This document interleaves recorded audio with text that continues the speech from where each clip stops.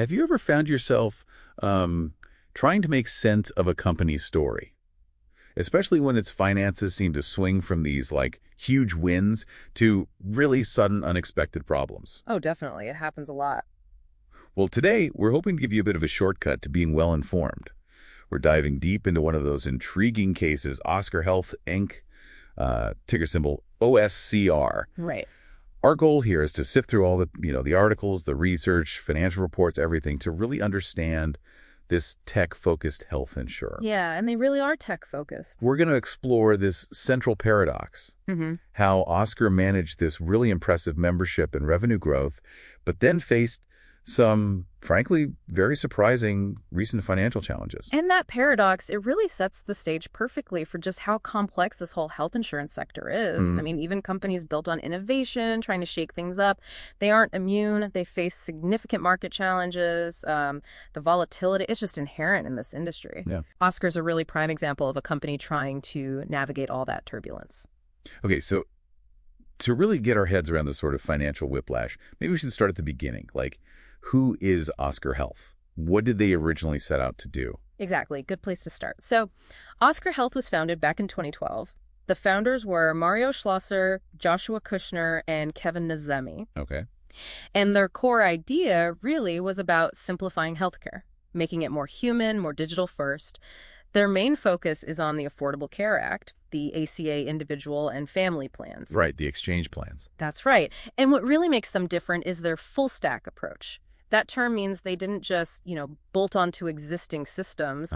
They built their entire operational infrastructure themselves from the ground up. We're talking proprietary consumer apps, their own claim systems, everything. Wow, that sounds incredibly ambitious.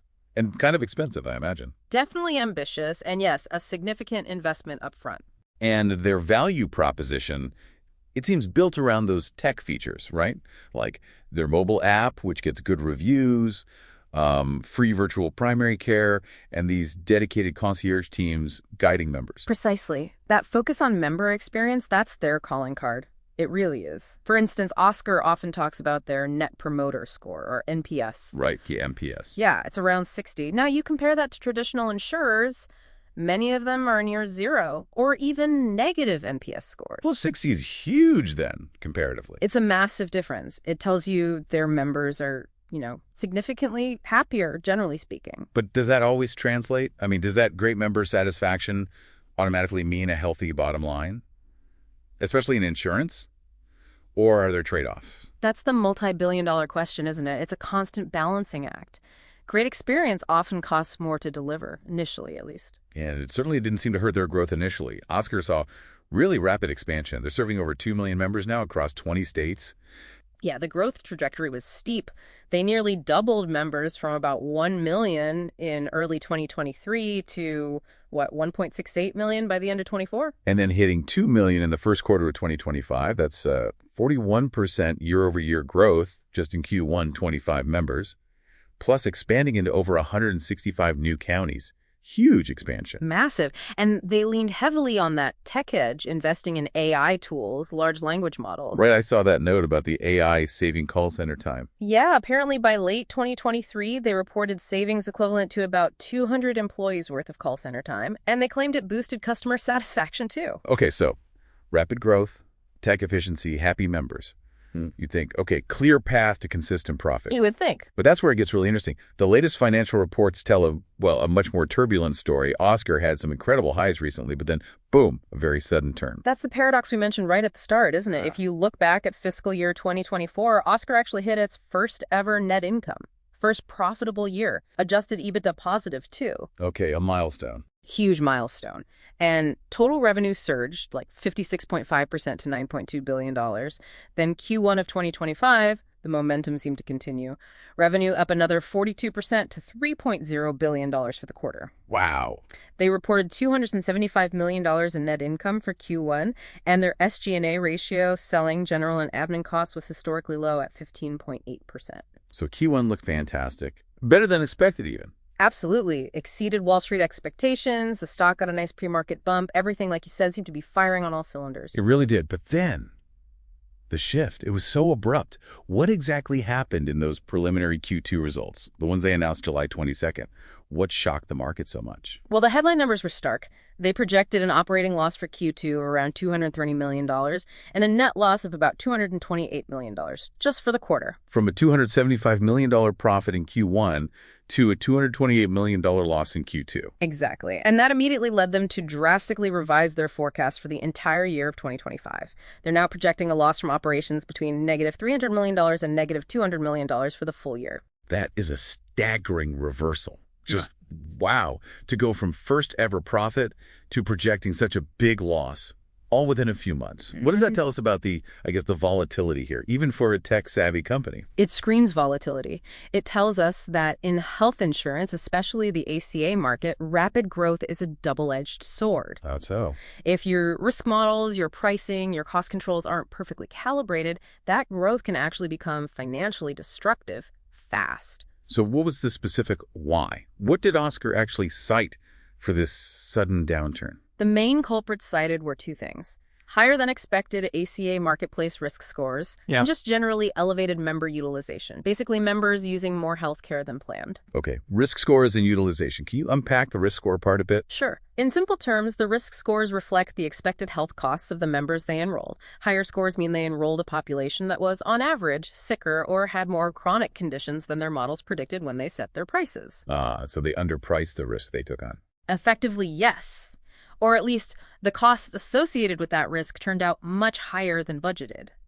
And this, combined with higher utilization generally, is expected to push their medical loss ratio, the MLR, way up. MLR, that's the percentage of premiums spent on actual medical care, right? Exactly. They're now forecasting an MLR between 86.0% and 87.0% for the year.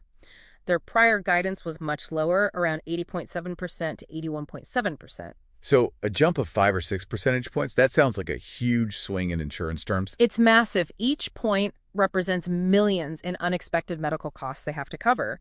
That kind of jump can absolutely wipe out profitability and lead straight to significant losses. Okay, so they're growing fast, bringing in more members, more premium dollars, right, but those members are costing way more than expected. Precisely. It's that classic growth versus profitability dilemma cranked up to 11 because it's healthcare. Yeah, and I noticed this really fascinating detail in their announcement.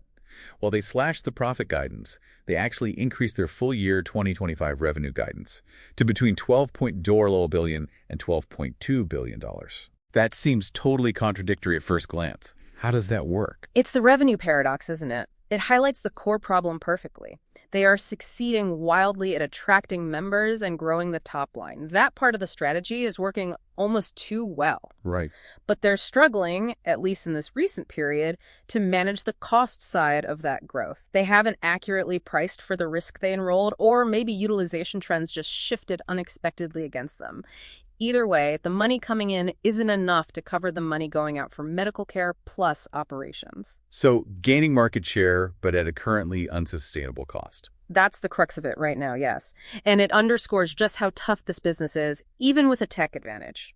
Okay, so if we zoom out a bit, connect this to the bigger picture. You mentioned Oscar's struggles aren't happening in a vacuum. How do they fit into what's going on in the broader health insurance industry? That's a really critical point. The whole industry has been facing headwinds. We saw aggregate net earnings for health insurers drop sharply from like $25 billion in 2023 down to only $9 billion in 2024. Operating cash flow even turned negative for the sector overall. Wow. Okay, so it's not just Oscar feeling the pinch. Not at all. Oscar's specific issues, rising medical costs, higher utilization, difficulty pricing risk accurately, especially in the ACA market, these are echoes of broader industry trends. Everyone's grappling with post-pandemic utilization spikes and persistent healthcare inflation. Still, Oscar does have things going for it, right? We talked about the competitive advantages, that high member satisfaction, the NPS around 60. Absolutely. That's a key differentiator. And their tech-driven efficiency, the AI savings we mentioned. Plus, they brought in Mark Bertolini as CEO. He used to run Aetna, a huge incumbent. He's been focused on streamlining, focusing on that core ACA business. Right. Bertolini's leadership is seen as a major positive, bringing experienced operational discipline. And then there's this plus Oscar platform idea, potentially licensing their tech out to other insurers or entities. Could be a future revenue stream. It could be, yeah. It represents potential diversification beyond just selling insurance policies. So, with those advantages still in play, how is the market viewing Oscar now, especially after this Q2 shocker? What's the valuation telling us? Well, the valuation is interesting Yeah. and telling. Oscar's price-to-sales ratio, the PS ratio, is notably low. It's hovering somewhere between, say, 0.34 and 0.44. Okay, and how does that compare? Compare that to the broader insurance industry average PS, which is closer to 2.03. That's a massive difference. Oscar's PS is way lower. What does that usually signal? A low PS like that, especially for a company with such high revenue growth, often signals deep market skepticism. Investors are concerned about the company's ability to actually convert all those sales dollars into sustainable long-term profits. So the market is saying, show me the money, basically. Prove you can make this growth profitable. Exactly. They're waiting for proof of consistent profitability, and this recent setback obviously didn't help build that confidence. And what about Wall Street analysts? How are they reacting? Predictably, there's been a shift towards a more cautious outlook. The average brokerage recommendation has been downgraded somewhat, and the consensus price target among analysts now suggests potential near-term downside for the stock. They've lowered their expectations. Okay, so a more cautious stance overall. Given all that, what does this mean for the road ahead? I mean, what kind of financial cushion does Oscar actually have to ride out these headwinds and, try to bridge that gap between growth and profitability? That's where their balance sheet becomes really important. And actually, on that front, Oscar looks quite strong. Oh, really? How so? They have a pretty significant amount of liquidity, approximately $3.1 billion in cash and short-term investments. $3 billion. And relatively low total debt, around $300 million. So that strong cash position, that robust liquidity, it provides a crucial financial buffer. A cushion to absorb these projected losses. Exactly. It gives them time, it buys them runway to adjust their strategy, refine their pricing, and try to navigate back towards profitability without facing an immediate existential crisis. Okay, that's reassuring for them, I suppose. But despite that buffer, what are the big risks still looming large? Well, several significant ones. There's always the regulatory and political risk tied to the ACA. Government policy changes can massively impact that market, which is their core. Right, that's a constant variable. Then there's the ongoing battle we just discussed. Medical cost inflation, and the persistent challenge of accurate pricing and risk assessment. Q2 showed how badly that can bite. They need to get that right. They absolutely do. And of course, there's intense competition. They're up against huge established insurers with deep pockets, plus other nimble insurtechs trying to innovate. So how are they planning to tackle that pricing issue specifically? Their immediate response is that they plan to resubmit their 2026 rate filings in most states. Basically, they're going back to the drawing board on pricing for 2026 to reflect these higher cost realities they're seeing now. Trying to bake in the higher costs going forward. Okay. And what about the opportunities? What's the potential upside if they can navigate these challenges? Well, the individual ACA market itself is still growing, so their core market has potential. But beyond that, there's this huge, largely untapped market called ICHRA, Individual Coverage Health Reimbursement Arrangements. ICHRA, what's that? It's basically a way for employers to give employees tax-free money to buy their own individual health plans instead of offering a traditional group plan. Oscar sees this as massively expanding their potential target market. How much bigger? Potentially from around 21 million lives in the traditional individual market to maybe 96 million lives when you include the ICHRA opportunity. It's a huge potential expansion. Wow, okay. That's significant. Plus, their business model is designed to be pretty portable, adaptable to different states and markets. And as we mentioned, continued tech innovation and maybe eventually monetizing that, plus Oscar platform by licensing their tech. Lots of potential levers there. So it really comes down to this critical challenge, doesn't it? Can Oscar balance that aggressive growth, that tech-forward innovation that got them here? Right. With the really disciplined risk management and sharp pricing needed to actually make money consistently in this incredibly volatile health insurance market? That is the absolute key question for Oscar. And frankly, it's a key question for a lot of companies trying to disrupt healthcare with technology. It's a tough nut to crack. So Oscar Health, Inc., a company truly at a critical juncture, balancing this really innovative, tech-driven model, impressive growth on one side, against the inherent volatility, the brutal economics sometimes of the health insurance sector on the other. Yeah, and while this recent financial revision, the Q2 loss projection, is definitely a significant setback, no question. Right. That strong balance sheet, that $3 billion in cash, provides really crucial resilience. It gives them the breathing room to work through these operational challenges, to keep investing in their tech, which is their main differentiator. The big question now is how effectively and how quickly they can learn from this painful Q2 experience and adapt their pricing and risk management for the future. So thinking about Oscar's journey, its ambitious growth, its tech focus, and now these sharp growing pains, what does it really tell us about the future of tech-driven healthcare more broadly? And specifically, how will companies like Oscar ultimately balance that drive for innovation and growth with the fundamental need for consistent profitability, especially in a sector where medical costs just seem to constantly rise? That's the big picture takeaway. Something for you to definitely mull over until our next deep dive.